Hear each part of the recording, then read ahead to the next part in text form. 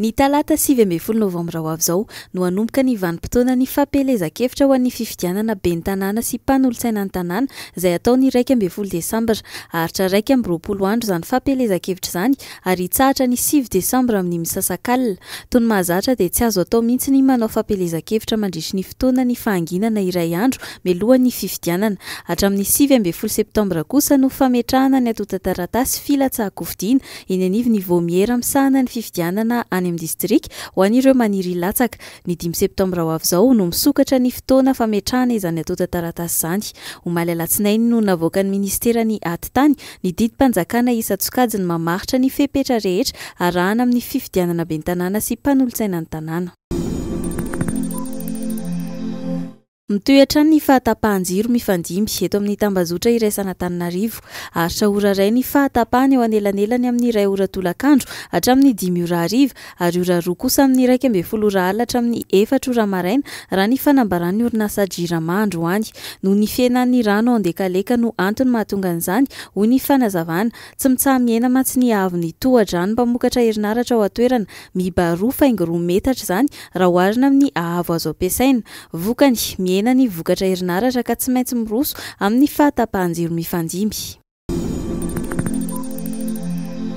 Tonga eto Madagasikara ankehitriny ireo tompona andraikitra ara-pitsarana Tailandais hanamafy ny ady amin'ny fanondranana biby atsokosoko hoy ny ministry ny tontolo iainana sy ny fampandrosoana Lovainjafy Max Fontaine Andonirina nandritra ny fanokafana androany fikaonan-doha-pirenena momba ny ady atao amin'ny fanondranana atsokosoko ireo harena voajanahary sy ny biby arovana. Fitsidihana izay mifandraika amin'ny fanadiadiana momba ilay fanondranana sifaka miisa 720 sy sokatra efa ho 1000 isa tratra tany Thailande tamin'ny volana May lasa teo moa izao fionan'ny firenena roa tonto izao. No ireo fepetra izay noraisin'ny fitondram-panjakana dia tsy nahakasika ny Madagasikara ny valana aretina kolera. Anisan'ny fanambarana nataon'ny Praiminisitra Tsay Christian io nanoloana ireo loholona omaly tetsy Anosikely. Maro ireo firenena mifanolobody-rindrina amin'ny Madagasikara no nahitana trangana kolera toa ny Komoro. Olona miisa 720 no namoiny ainy tao amin'ity firenena ity ary mahery ny 2 alina ireo narary. Isan'ny fepetra napetraky ny fanjakana ny famezana fanafody doxycycline ireo mpandeha avy amin'ireo firenena izay ahitana trangana kolera.